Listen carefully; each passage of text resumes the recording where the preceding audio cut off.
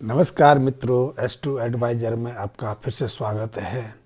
यदि आपकी सिंह राशि है और सिंह राशि में लाल किताब के अनुसार आपकी जन्म कुंडली के पहले भाव में शनि विराजमान है या वर्ष फल के अनुसार पहले भाव में आए हैं, तो वो आप पर बहुत बुरा प्रभाव डालते हैं। क्योंकि लाल किताब के अनुसार पहला भाव मेष राशि का है और इस मेष राशि में सूर्य अपनी उच्चतम स्थिति में रहते हैं, शीर्ष स्थिति में रहते हैं। लेकिन शनि जब पहले भाव में आते हैं या पहले भाव में विराजमान होते हैं तो नीच बन जाते हैं, और नीच शनि बहुत तरह के दुष्प्रभाव छोड़ते हैं, कई तरह के नुकसान पहुंचाते हैं। ऐसे में व्यक्ति का चलता हुआ व्यापार रुक जाता है। यदि आप प्रौढ़ावस्था में पहुंच गए हैं तो अनायास शरीर पर कई तरह के दुष्प्रभाव, कई तरह की बीमारियां शुरू हो जाती हैं। आलस का भाव बढ़ जाता है, स्वभाव चिड़चिड़ा हो जाता है, और पहले भाव से शनि सप्तम स्थान को प्रभावित करते हैं तो चलते व्यापार में रुकावट आ जाती हैं, व्यापार ठप पड़ने लगता है या फिर आपकी आमदनी रुक जाती है, खर्चे बढ़ जाते हैं।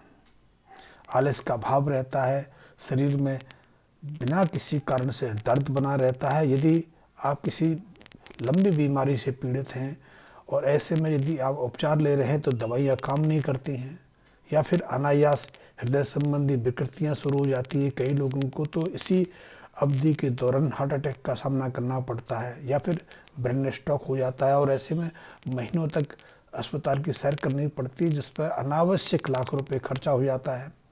तो शनि पहले भाव में आके कई तरह की अशुभ प्रभाव डालते हैं।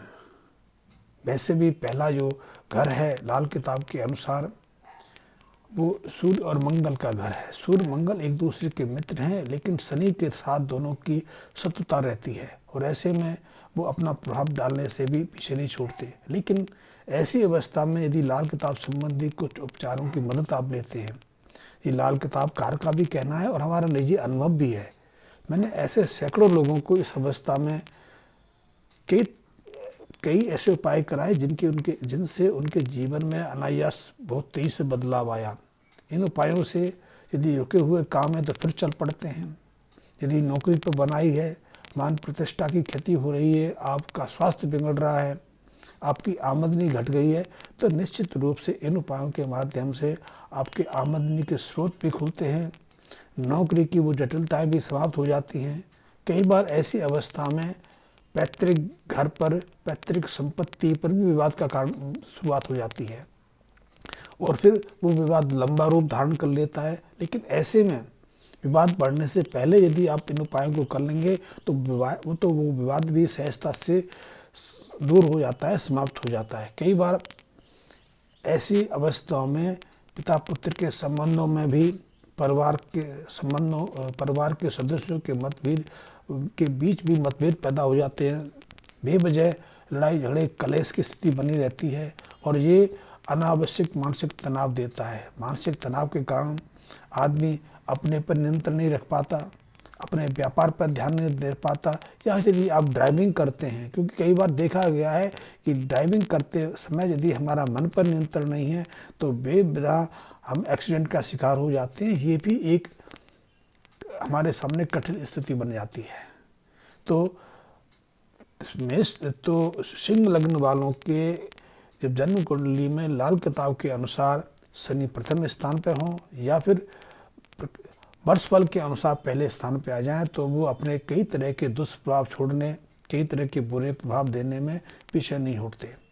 ऐसे में हमें समय रहते लाल किताब के कुछ उपायों की अवश्य मदद लेनी चाहिए, जिससे कि हमारे जीवन में आय के, समृद्धि के, सुख शांति के नए स्रोत खुल सकें। और आप करके देखिए, आप इन परीक्षित प्रयोगों का अनुभव लेके देखिए, निश्चित रूप से आपके जीवन में बदलाव आएगा। लेकिन शर्त यही है कि आपके पहले भाव में शनि हो या फिर वर्ष फल से आए हों, और ऐसे में यदि आप समय रहते उन उपायों की मदद लेंगे तो आपको बहुत लाभ होगा। आपके सामने अनावश्यक धन के स्रोत खुल जाएंगे, व्यापार में वृद्धि होने लग जाएगी। यदि व्यापार में घाटा हो रहा है, आपका पैसा फंस गया है, नौकरी पर खतरा आ गया है, पिता पुत्र के संबंध में कटुता आने लगी है, या आपका स्वास्थ्य बिगड़ता जा रहा है, तो उन उपायों को करने से इन सब में आपको सकारात्मक परिणाम मिलेगा। उपाय बहुत छोटे हैं। लाल किताब के उपाय कोई जटिल नहीं होते, लेकिन हाँ ये अवश्य है कि उपाय एक के बाद एक कई करने पड़ते हैं। इसलिए लाल किताब के संबंध में आपने एक कहावत सुनी होगी, पंजाब हिमाचल में तो ये बहुत वर्षों से प्रचलित है कि 7 बार 70 उपाय। लेकिन मैं आपको 70 उपायों का विधान नहीं बता रहा। आप इनमें से अपने अनुकूल और जो परेशानी आपको खड़ी हुई है, जैसे कि धन की कमी आई है, धन के स्रोत सूख गए हैं, व्यापार में घाटा पड़ रहा है, नौकरी पर बनाई है, या स्वास्थ्य संबंधी विकृतियाँ आ रही हैं, तो उनके अनुसार इन उपायों में से अपने अनुकूल उपाय चुन के आप उनका निर्वाह कर सकते हैं, उनका पालन कर सकते हैं। हाँ, एक उपाय यदि कर रहे हैं तो दूसरे उपाय को तब ना करें तो अच्छा है। उस उपाय को 10 से 15 दिन के बाद आप कर सकते हैं। यदि उपाय बड़ा है, लंबे समय तक चलने वाला है, तो इन दोनों उपायों के मध्य आप 1 से 1.5 महीने का गैप भी रख सकते हैं। यदि उपाय छोटा है तो उनको 1 हफ्ते के बाद एक के बाद दूसरा जारी रख सकते हैं। तो इसमें सबसे पहले यदि शनि आपके लग्न भाव में है या वर्ष फल के अनुसार लग्न भाव में आए हैं, तो सिंह राशि वालों को सबसे पहले बड़ के पेड़ पर दूध और पानी का मिश्रण चढ़ाना चाहिए। यदि संभव हो तो उसमें 2-4 दाने देसी बूरे के डाल सकते हैं, और जब वहाँ मिट्टी गीली होती है तो उस मिट्टी का तिलक अपने मस्तक पर लगाना है, अपने मस्तिष्क पर धारण करना है। इसके अलावा आपको ये उपाय तो 43 दिन करना है, क्योंकि इसमें कोई जटिलता नहीं है, तो आप इसको निरंतर 43 दिन तक जारी रखना है। दूसरे उपाय के रूप में आपको 40 ग्राम काला सुरमा, 40 ग्राम काला सुरमा या तो वीरान स्थान पर दबाना है, या फिर जो तालाब सरोवर खड़े पानी के रहते हैं उनकी तलहटी में जमाना है। तलहटी में थोड़ा सा गड्ढा करके, आप देखे होंगे पोखर वगैरह में, तो आप हाथ से गड्ढा करके वो 40 ग्राम काला सुरमा दबा सकते हैं। इस उपाय को करना है।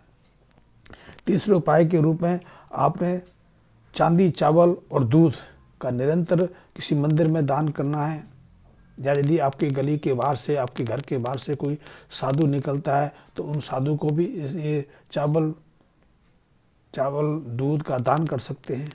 ये उपाय आपके लिए बहुत महत्वपूर्ण है। चांदी का उपाय, चांदी का दान कर सकते हैं, चांदी की चैन आदि दे सकते हैं, चांदी का टुकड़ा दे सकते हैं जो आपके सामर्थ्य में है।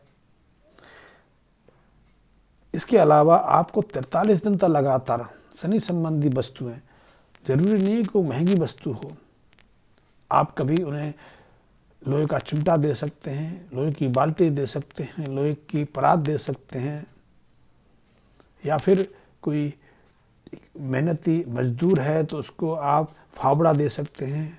यदि कोई मिस्त्री है तो उसको लोहे का जो चिनाई करने का काम यंत्र आता है वो दे सकते हैं, कैंची दे सकते हैं किसी नाई को या किसी दर्जी को।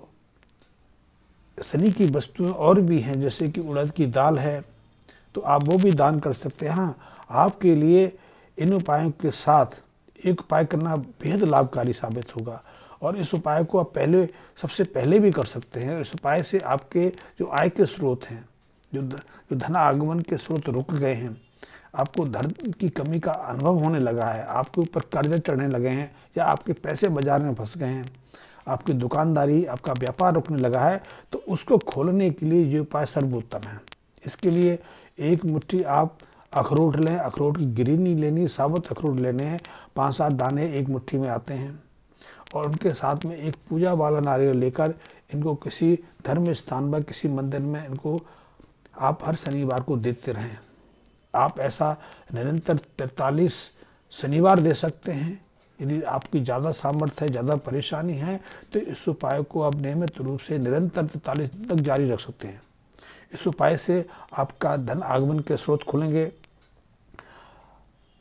आपकी आमदनी अच्छी होगी, आपका मन, आपका स्वभाव प्रसन्नचित होगा, घर की कलह, कष्ट, लड़ाई झगड़े रोकेंगे। और हाँ, साल में एक बार जब भी आपका जन्मदिन हो, चाहे शनि किसी भी भाव में रहें, क्योंकि शनि आपकी जन्म कुंडली के बाद के अनुसार आपके लग्न भाव में है, वर्ष फल के अनुसार वो कहीं भी निर्माण करें, तो आप एक उपाय करना बिल्कुल ना भूलें। ये उपाय आपके लिए जीवन भर कई तरह की सुरक्षित गारंटी दे देगा। इससे आपके व्यापार में, आपके धन आगमन में कभी रुकावट नहीं आएगी। और ये उपाय है कि जब भी आपका जन्मदिन आए, तो जन्मदिन के बाद 10 दिन के अंदर अंदर कभी भी 10 सूरदासों को, सूरदास जिनको आंखों से दिखाई नहीं देता है, उनको आप भोजन कराएं, मीठा खिलाएं, उनकी प्रसन्नता, उनका आशीर्वाद लें।